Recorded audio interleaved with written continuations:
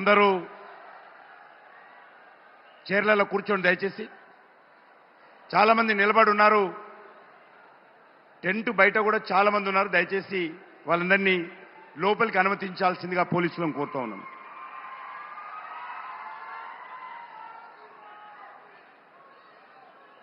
ఈరోజు మన పట్టంచెరులో జరుగుతున్నటువంటి విజయ సంకల్ప సభకు వచ్చినటువంటి గౌరవ భారత ప్రధానమంత్రి విజయ సంకల్ప సభకు వచ్చినటువంటి గౌరవ భారత ప్రధానమంత్రి విజయ సంకల్ప సభకు వచ్చినటువంటి గౌరవ భారత ప్రధానమంత్రి విశ్వ నాయకుడు శ్రీ నరేంద్ర మోడీ గారికి తెలంగాణ ప్రజల తరఫున, తెలంగాణ భారతీయ జనతా పార్టీ తరఫున హృదయపూర్వకమైనటువంటి స్వాగతం పలుకుతా ఉన్నాను.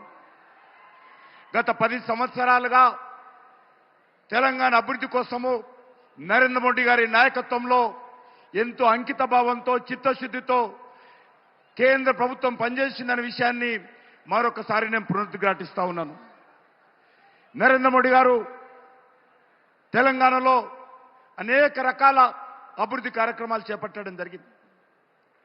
జాతీయ రహదారుల కోసము 1,20,000 కోట్లు, అదేవిధంగా ఎరువుల సబ్సిడీ పైన 33,000 కోట్లు, రైల్వేల అభివృద్ధి కోసం 35,000 కోట్లు, అదేవిధంగా రేషన్ సబ్సిడీ మీద 30,000 కోట్లు, ఉపాధి హామీ పథకం మనరేగా కింద 26,728 కోట్లు, జీఎస్టీకి సంబంధించి 15,000 కోట్లు, రామగుండం ఎన్టీపీసీ ఆధ్వర్యంలో 1,600 మెగావాట్ల పవర్ ప్రాజెక్టు కోసం 10,998 కోట్లు, పీఎం కిసాన్ సమ్మాన్ నిధి కింద 10,000 కోట్లు, ఈరోజు మరి సర్వశిక్ష